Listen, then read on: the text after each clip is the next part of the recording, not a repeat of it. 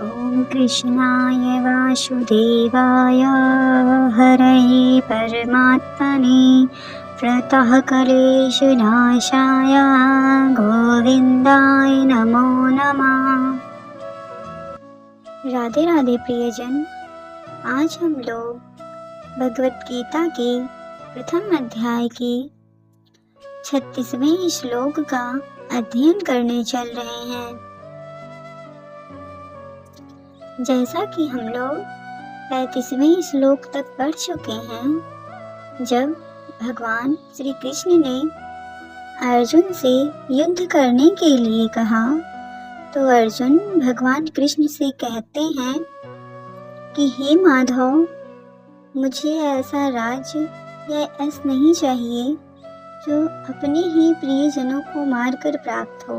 अतः हे माधव, आप इन्हीं सबको सब कुछ दे दीजिए और मैं वन में जाकर एकांतवास करके रह लूँगा। अर्जुन कहते हैं, पापमेवाश्रयदश्मान् हत्वेतनातितायना तस्मान् हार्या वयं हन्तुं धृतराष्ट्रान् सम्बन्धवान् स्वजनं हि कथं हत्वा सुखिना श्याम माधवा। अर्जुन भगवान कृष्ण से कहते हैं, यदि हम ऐसे आताताइयों का वध करते हैं तो हम पर पाप चढ़ेगा। अतः यह उचित नहीं होगा कि हम धृतराष्ट्र के पुत्रों तथा उनके मित्रों का वध करें। हे लक्ष्मीपति कृष्ण, इससे हमें क्या लाभ होगा और अपने ही कुटुंबियों को मारकर हम किस प्रकार सुखी हो सकते हैं। तात्पर्य, वैदिक आदेशानुसार आताताई 6 प्रकार के होते हैं। विष देने वाला, घर में अग्नि लगाने वाला, घातक हथियार से आक्रमण करने वाला, धन लूटने वाला, दूसरों की भूमि हड़पने वाला तथा पराई स्त्री का अपहरण करने वाला। ऐसे आताताइयों का तुरंत वध कर देना चाहिए, क्योंकि इनके वध से कोई पाप नहीं लगता।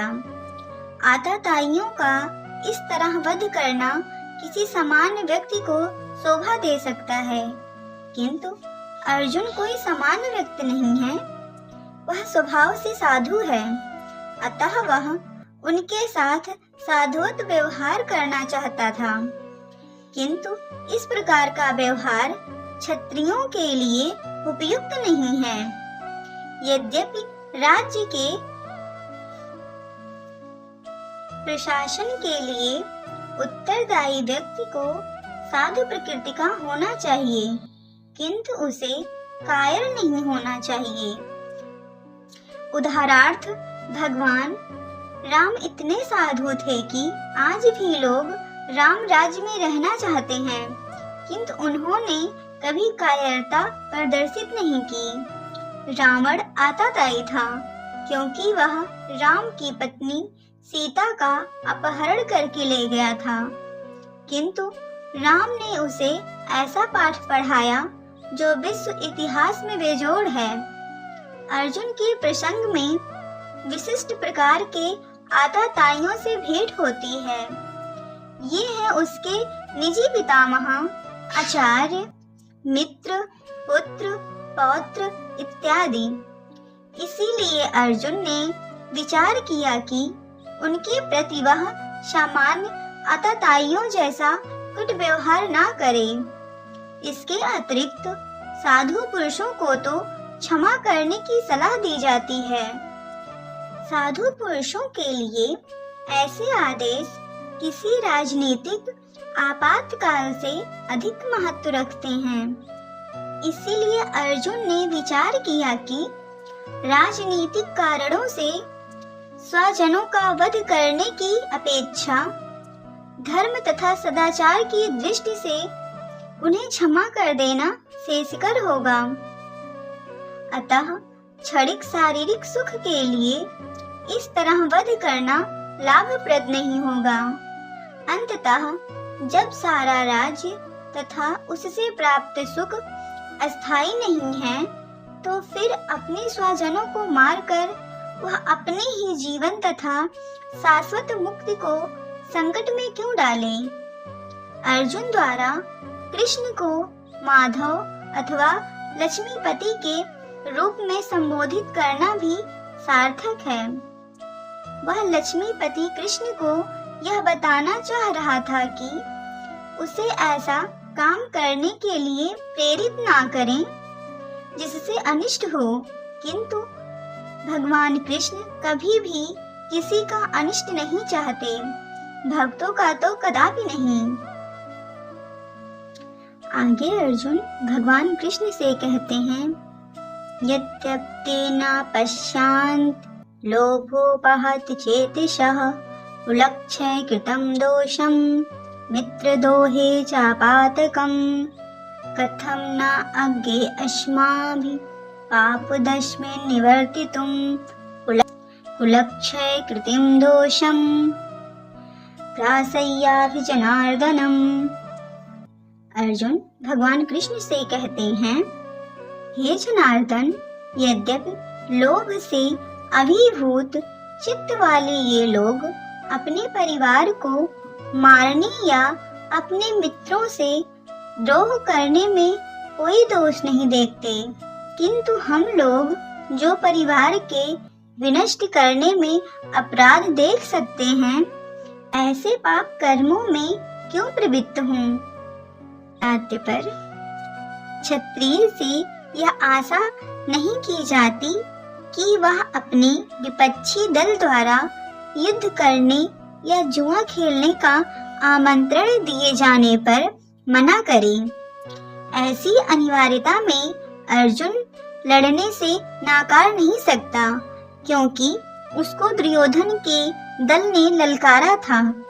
इस प्रसंग में अर्जुन ने विचार किया कि हो सकता है कि दूसरा पक्ष इस ललकार के परिणामों के प्रति अनभिज्ञ हो, किंतु अर्जुन को तो दुष्परिणाम दिखाई पड़ रहे थे, अतः वह इस ललकार को स्वीकार नहीं कर सकता।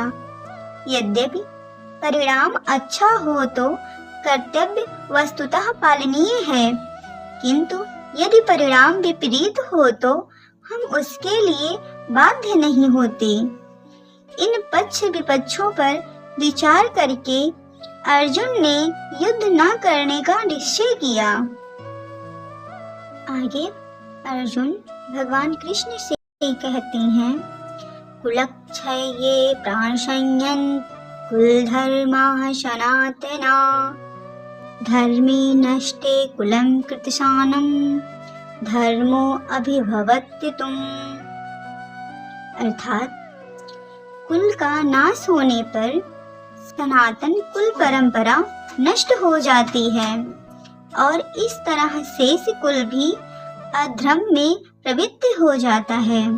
अर्जुन कहते हैं, वर्णाश्रम व्यवस्था में धार्मिक परंपराओं के अनेक नियम हैं, जिनकी सहायता से परिवार के सदस्य ठीक से उन्नति करके आध्यात्मिक मूलों की उपलब्धि कर सकते हैं।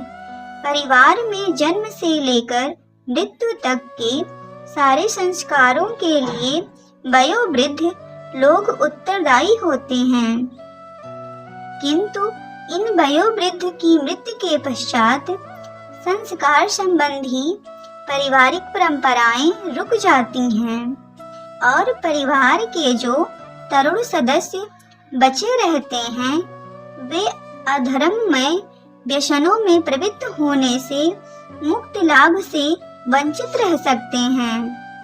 अतः किसी भी कारणवश परिवार के वयोवृद्धों का वध नहीं होना चाहिए। आगे अर्जुन भगवान कृष्ण से कहते हैं, आधर्मा विभवत कृष्णा परदुषयन्त कुलस्त्रिया स्त्रियासु दृष्टासु वासुदेवजायते वरशंकरा। अर्जुन कहते हैं, हे कृष्ण, जब कुल में अधर्म प्रमुख हो जाता है तो कुल की स्त्रियां दूषित हो जाती हैं और स्त्रीत्व के पतन से हे वृषणवंशी अवांछित संतानें उत्पन्न होती हैं। तात्पर्य, जीवन में शांति, सुख तथा आध्यात्मिक उन्नति का प्रमुख सिद्धांत मानव समाज में अच्छी संतान का होना है। वर्णाश्रम धर्म के नियम इस प्रकार बनाए गए थे कि राज्य तथा जाति की आध्यात्मिक उन्नति के लिए समाज में अच्छी संतान उत्पन्न हो। ऐसी संतान समाज में स्त्री के सतीत्व और उसकी निष्ठा पर निर्भर करती है। जिस प्रकार बालक सरलता से कुमार्गामी बन जाते हैं, उसी प्रकार स्त्रियां भी पतन उन्मुखी होती हैं। अतः बालकों तथा स्त्रियों दोनों को ही समाज के वयोवृद्धों का संरक्षण आवश्यक है। स्त्रियां विभिन्न धार्मिक प्रथाओं में संलग्न रहने पर व्यभिचारिणी नहीं होंगी। चाणक्य पंडित के अनुसार सामान्यतया स्त्रियां अधिक बुद्धिमान नहीं होती, अतः वे विश्वसनीय नहीं हैं।